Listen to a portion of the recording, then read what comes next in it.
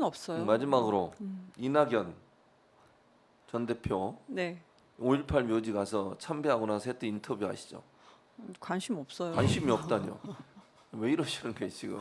아니 그분 김현성 어떻게 생각해? 전 그분 인터뷰에 관심 대해서. 없어요. 저는 인터뷰를 떠나서 나는 이낙연 전 대표가 왜 이렇게 외곽을 두드리고 다니는지 잘 모르겠어요.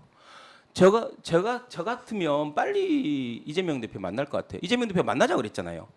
만납시다. 전화 통화까지 했는데 지금 나오는 얘기 들어보면 뭐 무슨 조건이 있어야 만나는 것처럼 돼 있어요. 뭐가 전제가 돼야 만나는 건데 아니지 저 같으면 우선순위가 뭔지 아니 지금 우선순위가 이 검사 독재, 민생 파탄, 지금 오염수 후쿠시마 오염수 이 문제에 그냥 나 오일을 안 한다 같이 할란다. 내가 무슨 직을 해도 같이 하겠다.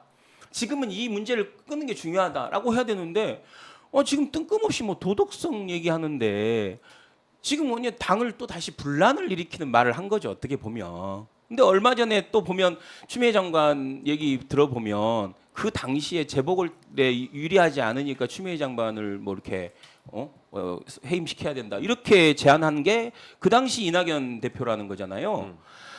근데 저는 잘 모르겠어요. 그러니까 왜 이분이 정치를 이렇게 뭔가 뭐 오래 하신 분인데 좀 띄엄띄엄하는 느낌이다. 그리고 굉장히 좀 겉도는 느낌이에요. 아니 직진으로 오셔야죠. 이재명 대표 만나서 현안이 뭔지 좀 듣기도 하고 서로 지금 계속 지켜보고 있는 당원들이 있잖아요. 근데 무슨 조건을 달고 있어요 지금. 제가 무슨 조건이 근데 읽긴 했는데 무슨 조건을 달고 조건이 아니다. 지금은 만날 때가 아니다. 아휴 지금 그럴 한가한 소리 할 때입니까? 저는 이낙연 전 대표를 향해서 당의 대변인실에 있는 이제 상근부대직이 아닌 제 개인적인 당원 과거에 이낙연을 그래도 좋아했었던 그때 이제 청년 이경 지금 이제 그냥 당원으로서 말씀을 드리면 이분은 정치에서는 안 돼요. 본인이 만약에 뭐 어느 지역에 출마를 하겠다. 그럼 그 지역에서 선택받으면은 그냥 국회의원직은 선택받으면요. 그건 하시든지 말든지 알아서 하셔라. 그렇지만 절대 이런 사람이 리더가 돼서는 안 된다. 저는 개인적으로 이게 상당히 실망이 컸는데 뭐냐면 지난 지선 때, 그러니까 대선 후보였을 때 지난 지선에 이제 대표로 계셨을 때 우리가 완전히 완패를 했습니다. 그것을 당원들이 질문을 했어요. 전체 질문을 한 그런 프로그램이 있었어요 그때.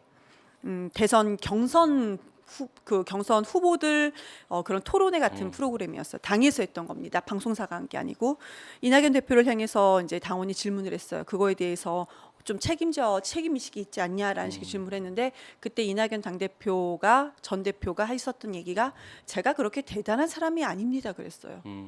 리더로서 대단한 사람이 아니면은 지금도 대단한 사람이 아닌 거예요. 본인이 책임져야 될 땐 대단한 사람이 아니라고 공식적으로 얘기를 합니다. 근데 지금은 본인이 뭔가 대단한 사람인 것처럼 왜 나섭니까? 그 사람은 그분은 본인이 스스로 대단한 사람이 아니라고 얘기했어요. 그럼 대단한 사람이 아닌 것처럼 그렇게 정치 인생 그냥 딱 끝내면 됩니다. 근데 뭔가 이렇게 계속 왜 나오는지 그런 리더는 리더감이 아닙니다. 그렇죠. 리더가 절대로 돼서는 안 됩니다. 그래서 제가 안 나오는 게 맞다고 저는 생각합니다. 한때 제 고향 그 담양 장성 영광 한평에 국회의원이셨거든요. 그러니까 제 고향의 국회의원이었던 이낙연 지금 전 대표한테 진짜 간곡하게 말씀드리고 싶은 것은 이재명이 실패해야 본인이 뭔가 할 수 있을 거다라고 생각하는 건 정말 오산이다. 이재명의 성공을 정말로 절실하게 도와야 남은 기회가 있을 거다. 그래서 지금이라도 당장 만나십시오, 진짜로. 저는 진짜 조금의 어떤 지역의 어른으로, 지역의 정치 선배로 제가 말씀드리는 건 정말 당장 만나야 돼요. 만나지 않을 이유가 없어요. 제가 봤을 때는. 안 만날 것 같고요. 저는 이렇게 생각해요. 이낙연 전 대표는 사과부터 하세요. 저는 그게 먼저라고 생각해요. 대선 패배에 있어서 이낙연 전 대표를 모셨던 비서실장이라는 분이 윤석열 대선 후보를 지지하고 나갔습니다. 거기 지지했던 그룹들이 전부 가서 프랜카드 들고 윤석열 대통령 당시 후보를 지지했어요. 거기 책임 없습니까? 일말의 책임도 없으십니까? 진짜 거기에 대해서 한마디라도 하신 적 있습니까? 저는 모르겠어요. 기억이 안 나요. 공개적으로 본인을 따랐던 사람들이 이재명 당시 민주당 후보를 지지하지 않고 윤석열 후보를 지지하겠다고 가서 그런 행동을 한 것에 대해서 한 번이라도 유감이나 사과를 표명하셨는지 아니면 그분에서 그 사람들을 질책하는 얘기를 한 적이 있는지 제가 묻고 싶습니다. 그리고서 대선 패배에 책임이 없다고 얘기하세요. 그러니까 당원들이나 민주당을 지지하는 사람들은 그 문제가 아직도 마음의 엉어리로 남아 있는 거예요. 그 부분에 대해서 명확하게 하셔야 되는 거 아닙니까? 대체 대선 패배의 원인이 본인이 대선 후보 됐으면 됐을 거라는 생각을 가지시는지 모르겠는데 저는 그 문제에 있어서 명확하게 입장 밝히시는 게 필요하다고 생각해요. 전 이렇게 말씀하실 것 같아. 저와 상관없는 일입니다. 왠지 제가 그럴 것 뭐 같아. 힘이 있었나요? 뭐 예, 그런. 그럴 것 그럼 같아. 뭐 아니 아니, 힘이 없다 그러고 예를 들면 저와 상관없는 일이라고 하면 그런 스타일. 대표를 하면 안 돼요. 네. 그런 리더감이 아니세요. 네. 맞아요. 리더감 제가 그러니까 옆에서 지켜본 그냥 당원 입장에서는 그분은 리더감이 절대 아니십니다. 네. 그래서 저는 그 이낙연 대표 전 대표께서 요즘 하는 행보가 자꾸 민주당이 분란이 일어날 수 있는 요소들이 될 수 있는 말들을 던지시는데 그러시면 안 돼요, 진짜로. 삼가하시는 게 저는 필요하다고 보고 그럼 본인 정치 인생도 제가 볼 때 상당히 위험해집니다. 아 그럼요. 저는 절대 그런 행동하지 말고 총선 앞두고서 민주당이 승리할 수 있도록 정말 우리 편 많이 쓰는 백의종군해서 이재명 대표 체제를 잘 지지하고 함께하는 모습 보이는 것이 그나마 본인이 다시 그럼요. 정치를 할 수 다음이 있는 기회가 있는 될 거죠. 거라고 생각해요. 그래서 이제 하나만 더 말씀드리면 우린 과거에 그랬잖아요. 정치에서 지면은 그런 좀 굵직한 정치인들은 해외 나갔다가 오잖아요.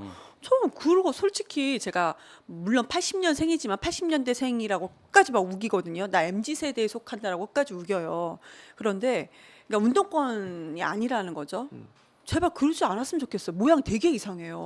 왜 그런지 모르겠어요. 아니 그리고 저는 미국에 가 있을 때도 네. 지금 우리가 검사 독재, 윤석열의 이런 엄청난 폭정, 근데 민생 파탄 이게 이 가운데 있는 국민들에 대해서 검사 독재에 대해서 무슨 얘기를 했냐 본인이 거기 미국에서 워싱턴 발로 그리고 무슨 한미 관계, 대북 관계 이게 공부하고 왔다는데 지금 윤석열 정부 통일부 통일부가 김용호 이렇게 세워놓고 지금 아예 통일부를 완전히 무슨 대북 선전부 완전히 대공분실로 만들어놨는데 나는 이 얘기 한번 뭐라고 전문가로서 얘기할지 좀 기대가 돼요 사실. 근데 아무 말 없잖아요 지금.